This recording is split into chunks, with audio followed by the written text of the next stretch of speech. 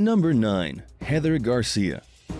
In August 2019, officers in Davis County, Utah pulled over a silver BMW after they noticed that the car was missing a license plate. Driver, 38-year-old Heather Garcia, told police that her name was Mercedes and that she was born in 1998, which would make her around 21 years old at the time. It became clear to officers while conducting a records check that the woman was trying to pass as her daughter. Garcia was most likely trying to use the young woman's identity to avoid facing multiple outstanding warrants that had been issued in her name. Unfortunately for her, officers didn't buy it. They charged Garcia with drug possession, driving with a revoked license, and giving false information to a police officer. Number 8. Audrey Nicole Francisquini. People will do a lot of crazy things to gain a social media following. Some are even willing to risk an arrest. Audrey Nicole Francisquini used to work as a sheriff's deputy in DeKalb County, Georgia. In 2017, she allegedly hacked into a colleague's phone and posted the woman's nude photos on Instagram and Snapchat. She resigned after being put on administrative leave. But the career-destroying move apparently didn't motivate Francisquini to use social media more responsibly. In an apparent attempt to gain influencer status, the 28-year-old attempted to disguise herself as a teenage skateboarder and snuck into the prom at a high school in Hialeah, Florida last year. She went around handing out pamphlets containing her Instagram name to the students in hopes of boosting her following. A suspicious staff member tried sending the woman to the school's registration office, but Francisquini reportedly ignored the command and began wandering the hallways. Security ordered her to leave, but she allegedly refused. It wasn't until administrators were made aware of a potential threat on campus that Audrey fled the scene.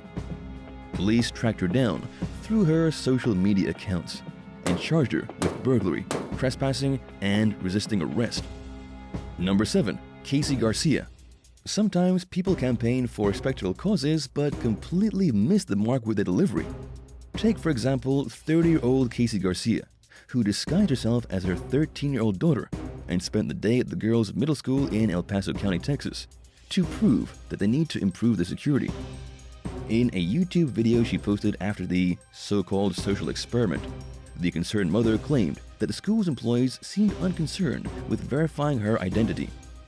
Garcia accused the staff of being too preoccupied with monitoring students' cell phone use to really care about making sure that she was who she said she was.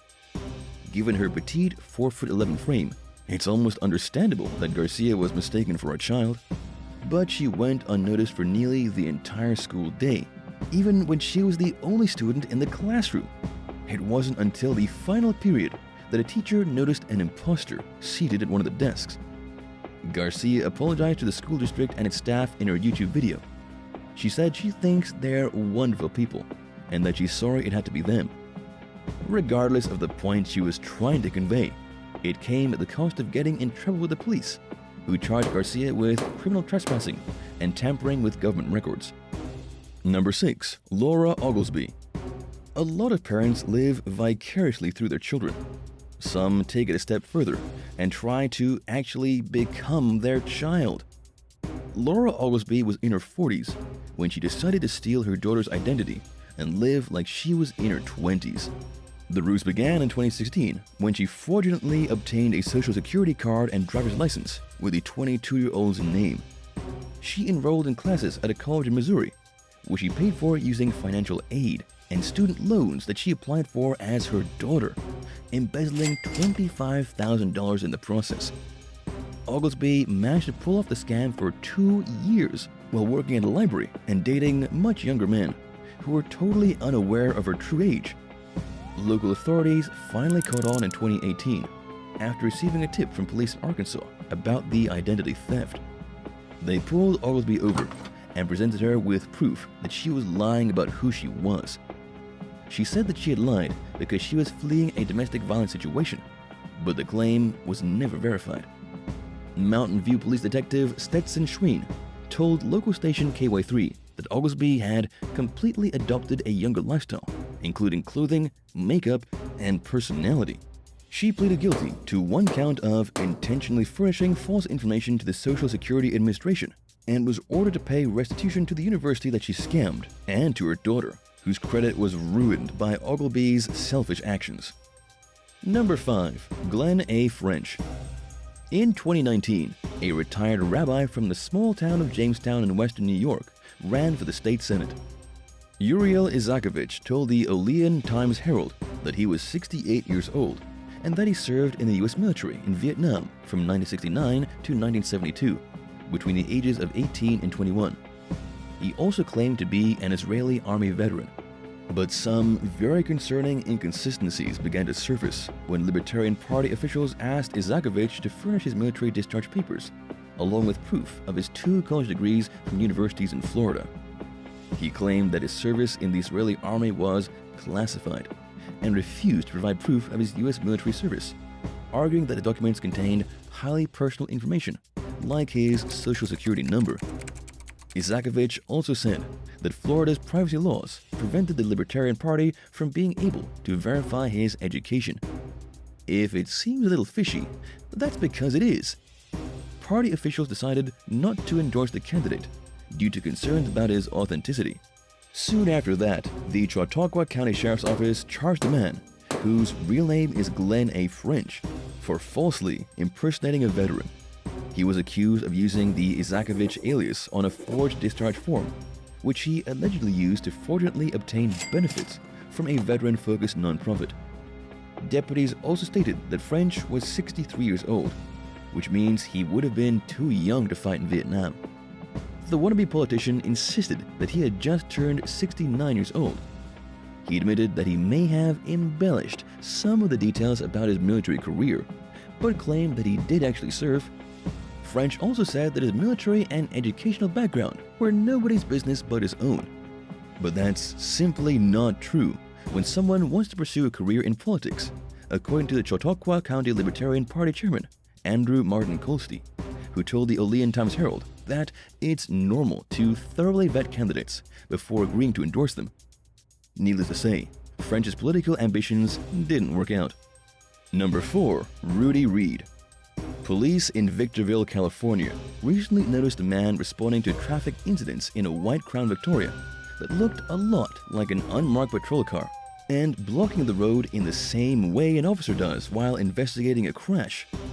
But they knew that the driver didn't work for them and that the car didn't belong to the department, so they pulled the vehicle over to figure out what exactly was going on. The man behind the wheel was an 18-year-old Ohio resident named Rudy Reed. He was wearing a Toledo police hoodie, and his car was filled with police equipment, including pepper spray, ballistic armor, and LAPD patches. Reed also had a fake gun in his possession. A searcher's residence turned up even more gear, including LAPD uniforms and hats, a California Highway Patrol hat, radio and lighting equipment, police belts, gun holsters, radios, handcuffs, and more fake guns, as well as imitation tasers. Police charged Reed with impersonating a police officer. He was released the next day with a citation, but the investigation is ongoing. Detectives believe that there may be more victims and are urging anyone with information to come forward. Number 3. Emma Charlton.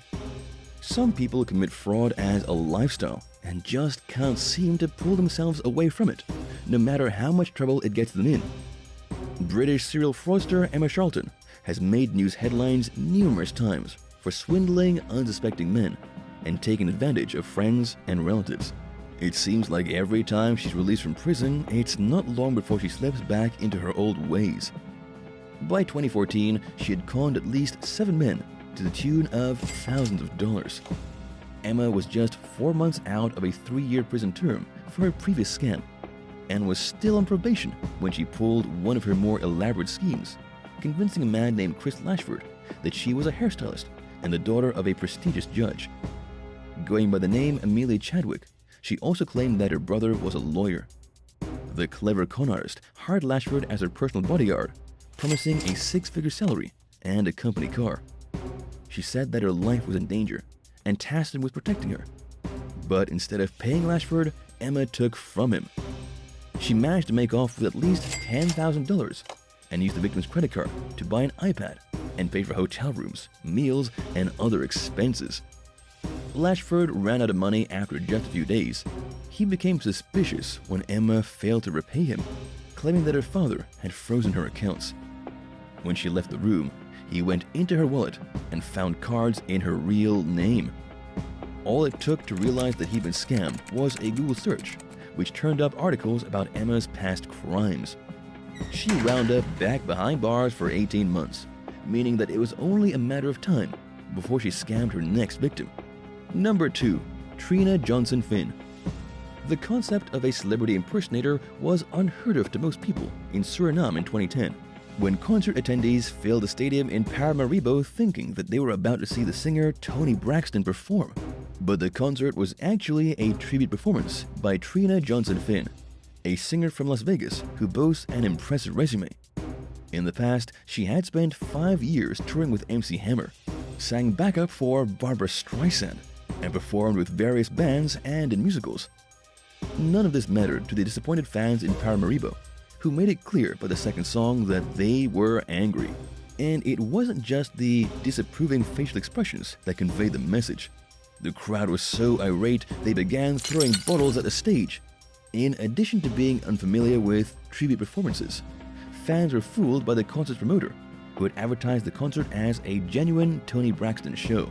Officials accused Johnson Finn and her husband, Raymond, of intentionally deceiving the audience, who paid up to $53 per ticket.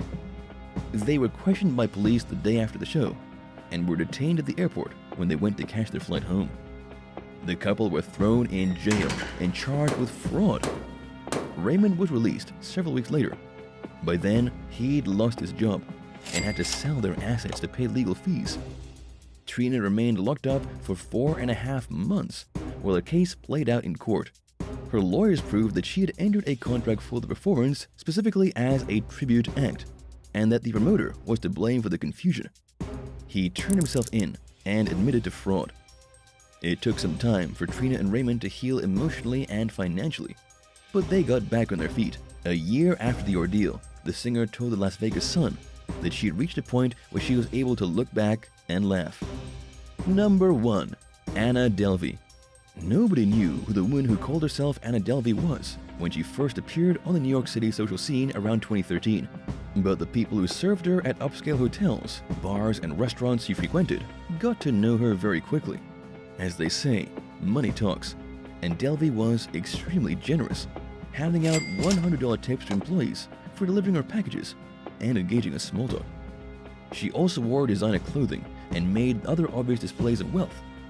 But where did all that money come from? Anna depicted herself as a trust fund baby who was in the process of opening a club. It was believable since she frequently hosted meetings and dinners that were attended by CEOs, celebrities, and other powerful people. But Delvey was no socialite, and she certainly wasn't rich. Her real name is Anna Sorokin. She comes from a modest working-class family that lives in Germany and acquired almost all her money fraudulently. The young woman routinely passed bad checks and provided false financial documents to get her hands on some cash. And as businesses caught on to the forgeries and deception, it became more and more difficult for her to obtain money. In the meantime, Anna's friends caught on to her habit of casually asking them to cover bills or put plane tickets on their credit card, only to forget to pay them back. She also sometimes moved in with friends with the understanding that she'd pay rent and then didn't pay.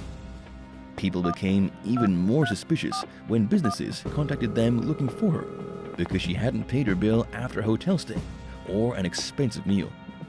Anna's friend attempted an intervention on her out-of-control lifestyle, but the wisdom fell on deaf ears. By then, she'd fallen under legal scrutiny anyway. She wound up facing grand larceny charges and served 3 years and 3 months of a 4 to 12 years prison sentence. Sadly, most of the con artist victims were left to clean up the financial messes Anna left in her wake, and many are still fighting in court to recoup at least some of their losses. Thanks for watching. If you'd like to learn about more impersonations gone wrong, let us know in the comments below, and be sure to subscribe. See you next time. Bye!